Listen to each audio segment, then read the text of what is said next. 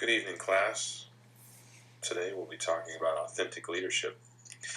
Be who you are, everyone else is taken. I must give credit to that subtitle to Mike Robbins.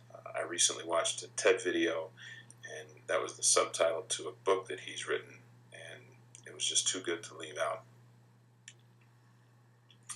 In our introduction, we'll be going through why I chose authentic leadership, what it means to me, and we'll discuss the summary of the article I chose, Managing Authenticity. It was out of the Harvard Business Review. Thirdly, we'll have a discussion of the key findings of that article, 4 main points, and the subcategories of those points. And then finally, the application of those findings. What does it mean in my world? What does it mean in your world as we move forward in and out of this class? So why did I choose authentic leadership? I guess the first would be the inspiration of my father.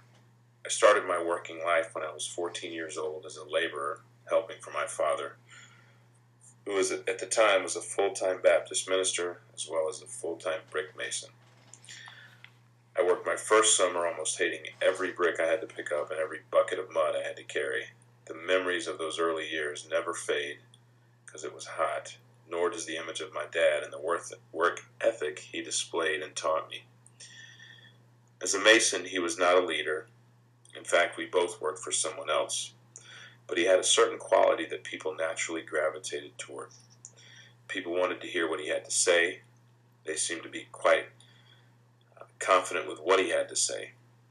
My father had a silent confidence about him that showed no ego, no arrogance. He simply knew who he was and where he came from. As we move on, my introduction to the world of leadership and authenticity began, what I believe, when I worked at Disney World. I worked there for almost 5 years and started out as a small part-time lifeguard. And then eventually, before I left, I was managing and leading a group of 175 lifeguards.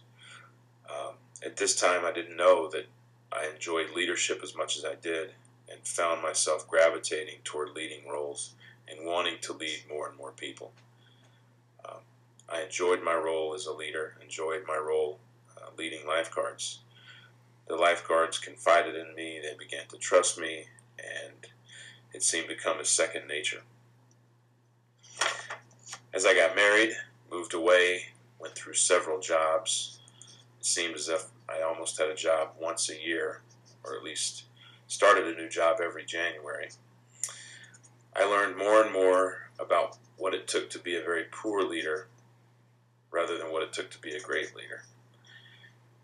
And although you could say that it was my crucible in the early years of my marriage and my career, I did learn quite a bit on how not to be a great leader.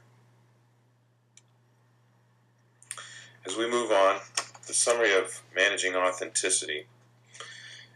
Rob Goffey is a professor of organizational behavior at London Business School in England.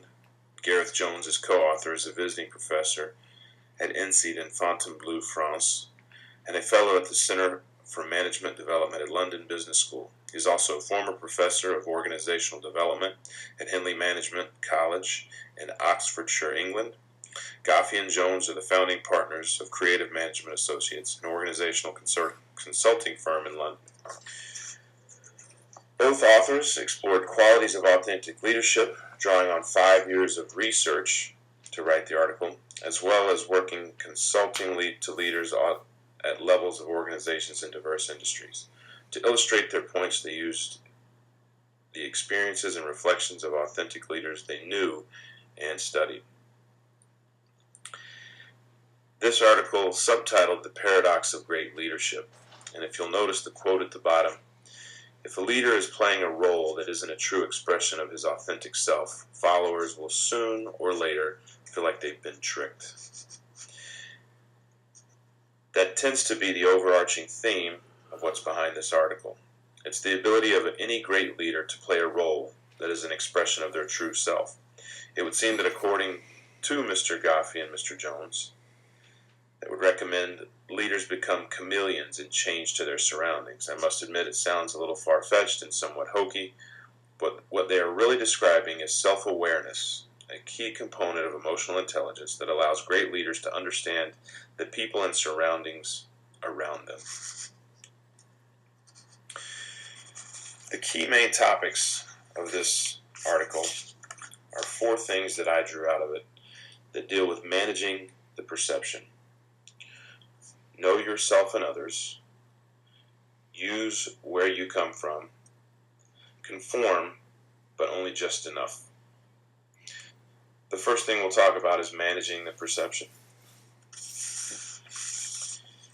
Establishing your authenticity as a leader has 2 components. First, you must ensure that your words are consistent with your deeds. Otherwise, followers will never accept you as authentic. Everyone acknowledges and understands the need for consistency when establishing authenticity. But a great leader does a lot more than just pay lip service to it. He will live it every moment of the day. The second challenge of the authentic leadership is finding common ground with people. Our second point is know yourself and others.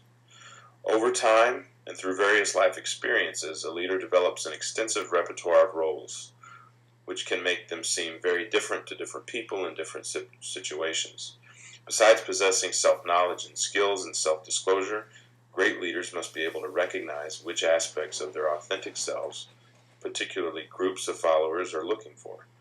Most great leaders have highly developed social antennae. They use keen cognitive and observational skills to recognize what followers are consciously and unconsciously signaling to them.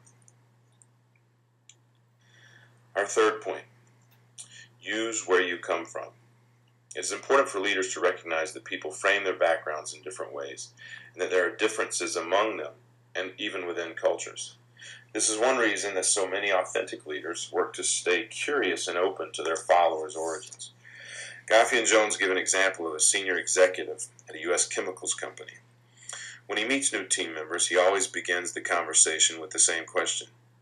So tell me, how did you come to be the kind of person you are? And our fourth point, made in the article, conform, but only just enough. When revealing certain aspects of themselves and to whom, authentic leaders must judge just how much they need to conform to social and organizational norms. Authenticity has often been thought of as the opposite of artificial, something that is straightforward, sincere, and uncomplicated. But that conception of authenticity is overly simplistic. It is simply just wrong. Leaders who assume that their authenticity stems from an uncontrolled expression of their inner selves will never become authentic leaders. Great leaders understand that their reputation for authenticity needs to be painstakingly earned and carefully managed. They must be intentional. Authenticity is not merely a mantra that can be chanted in front of a mirror and then simply possessed. Authenticity is the revelation to others of our true self that shows our vulnerability and our courage.